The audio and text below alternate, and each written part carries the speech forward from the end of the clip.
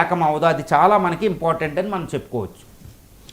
ఎంజీరావు గారు, అమెరికా కేంద్ర bank federal reserve వడ్డీ రేట్లు తగ్గించింది.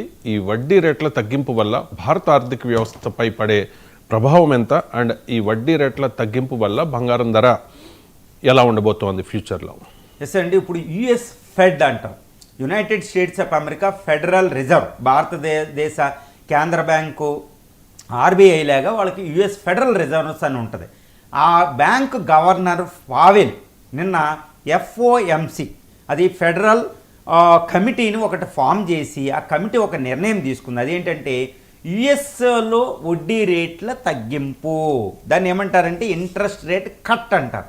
యుఎస్ ఫెడరల్ రిజర్వ్లో వడ్డీ రేట్లు తగ్గించింది. ఎక్కడి నుంచి అండి? 4.5 నుంచి 4.25కి అంతకుముందు తగ్గిస్తే ఇప్పుడు 4.25 నుంచి 4%కి ఇంట్రెస్ట్ రేట్లు తగ్గించింది. దీని ప్రభావం ప్రపంచ ఆర్థిక వ్యవస్థలో అమెరికా సూపర్ పవర్ కాబట్టి, ప్రపంచ ఆర్థిక వ్యవస్థల్లో యుఎస్ కరెన్సీ డాలర్ ప్రభావితం ఉంది కాబట్టి ఇప్పుడు డాలరు డిపాజిట్లపై 0.25 ఇంట్రెస్ట్ రేట్ తగ్గించడం అంటే ప్రపంచ ఆర్థిక వ్యవస్థ ఎఫెక్ట్ అవుతుంది. అందులో ఇండియా కూడా ఉంది. అందులో ఇప్పుడు బంగారం రేట్లు కూడా ఉంటుంది. ఒక్కోటి చూస్తే మొట్టమొదటిసారిగా దీని ప్రభావితం ఎలా ఉంటుందంటే, ఈరోజు స్టాక్ మార్కెట్ పెరిగిందండి, అది తాత్కాలికమే. కానీ యుఎస్ ఫెడరల్ రిజర్వ్స్ వడ్డీ రేట్ల తగ్గింపు వల్ల యుఎస్ డాలర్ బలపడుతుంది. అది మనం గుర్తుపెట్టుకోవాలి, దాని విలువ పెరిగిద్ది అనమాట. అసలు ఎందుకు ఈ సంక్లిష్టమైన నిర్ణయం తీసుకుందంటే, యునైటెడ్ స్టేట్స్ ఆఫ్ అమెరికాలో ఆల్రెడీ ద్రవ్యోల్బణం ఇన్ఫ్లేషన్ చాలా ఎక్కువ ఉందండి. అయినప్పటికీ యుఎస్ఎస్ అనేది మాంద్య పరిస్థితులు వచ్చే అవకాశం ఉంది, రెసిషన్ వచ్చే అవకాశం ఉంది. కాబట్టి మాంద్య పరిస్థితులు రాకుండా ఉండాలంటే యుఎస్ మార్కెట్ కాస్త బూస్టింగ్ ఇవ్వాలన్నమాట. ఆ యుఎస్ మార్కెట్లో ఎంప్లాయ్మెంట్ని పెంచాలి, ఉద్యోగితను పెంచాలి. కాబట్టి అది ద్రవ్యోల్బణం ఎక్కువ ఉన్నప్పటికీ ఈ వడ్డీ రేట్లు తగ్గింపు వల్ల చౌకగా రుణాలు అటు ఇండస్ట్రీస్కి, కంపెనీలకి, తర్వాత కార్లు, రియల్ ఎస్టేట్ మార్కెట్ లాంటివి వెళ్తాయి అన్నమాట. వడ్డీ రేట్లు తగ్గింపు వల్ల నిధులు ఎక్కువ వెళ్తాయి. కాబట్టి యుఎస్ ఆర్థిక వ్యవస్థ పెంపొందించబడి ఎంప్లాయ్మెంట్ పెరుగుతుంది. అందుకే యుఎస్ ఫెడరల్ రిజర్వ్ వడ్డీ రేట్లు తగ్గించింది. దీనివల్ల ఇండియా మీద ఎలా ఉంటుందంటే, యుఎస్ డాలర్ అనేది తో రూపీ పోలిస్తే రూపీ బలపడిపోతుంది అనమాట. రూపీ బలపడడం వల్ల చాలా ప్రమాదం ఉంటుందండి. ఎందుకంటే రూపీ వాల్యూ ఎక్కువ అయితే డాలర్ కంటే మన వస్తువుల అంతర్జాతీయ మార్కెట్లో విలువ తగ్గిపోతాయి అనమాట. ఎక్కువ రేటుకి వెళ్ళద్దు. ఎక్కువ రేటుకి మనం ఉత్పత్తులు పంపించామనుకోండి, ఎవరో కొనుక్కోరు. అందుకని డాలర్కి రూపీ వాల్యూ ఎప్పుడు కూడా స్ట్రాంగ్గా ఉండకూడదు, ఎప్పుడు బ్యాలెన్స్డ్గా ఉండాలి. ఇప్పుడు రూపీ వాల్యూ పెరిగిపోతుంది డాలర్తో పోలిస్తే. దీనివల్ల ఏమవుతుందంటే మన ఎక్స్పోర్ట్స్ తగ్గిపోతాయి, అది మనం గుర్తుపెట్టుకోవాలి.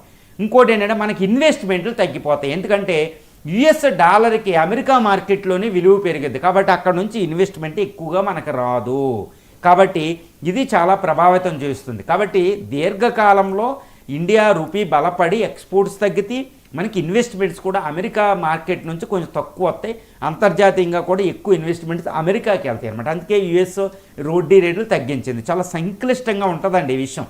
తర్వాత యుఎస్ డాలరు పై వడ్డీ రేట్లు తగ్గడం వల్ల యుఎస్ కరెన్సీ అనేది రూపీతో పోలిస్తే వీకెన్ అవుతుంది.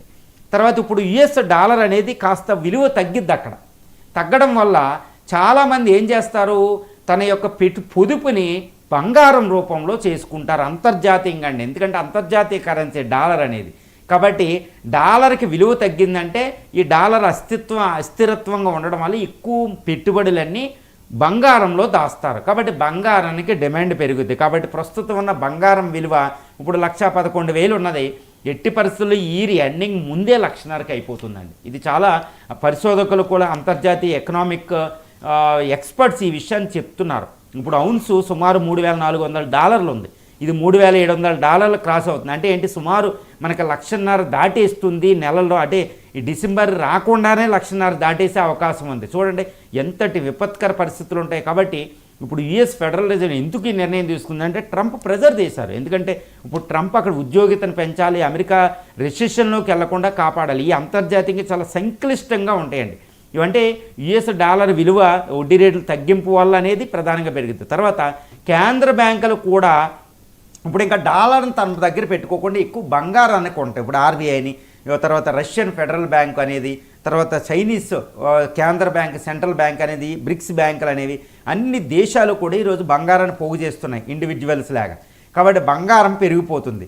అంతర్జాతీయంగా బంగారం ఉత్పత్తి దేశాల్లో కూడా మైనింగ్ తక్కువ జరుగుతుంది. ఏది రష్యా, ఆస్ట్రేలియా, కెనడా, మెక్సికో, తర్వాత కాంగో, అమెరికాల్లో. కాబట్టి మైనింగ్ అనేది ఎక్కువ జరగదు. కాబట్టి బంగారానికి డిమాండ్ అనేది చాలా ఎక్కువ పెరుగుతుంది కేంద్ర బ్యాంకుల నుంచి ఇండివిజువల్గా.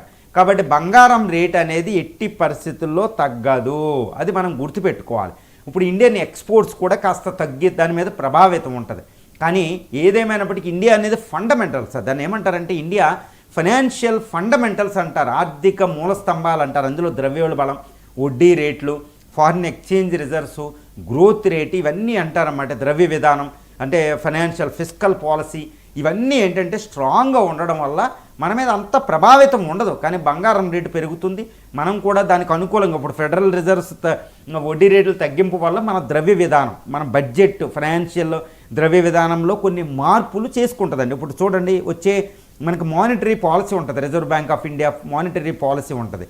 ఆ మానిటరీ పాలసీలు దానికి అనుకూలంగా నిర్ణయాలు కూడా కొనసాగుతాయండి. ఇదంతా చాలా సంక్లిష్టంగా ఉంటుందన్నమాట ఈ విషయం, నేను చెప్పిన అర్థమవని పరిస్థితి. కానీ ఒకటేనంటే బంగారం రేటు 1,50,000 అనేది డిసెంబర్ నాటికే, ఈ ఎండింగ్ అవ్వకుండానే 1,50,000 తాకు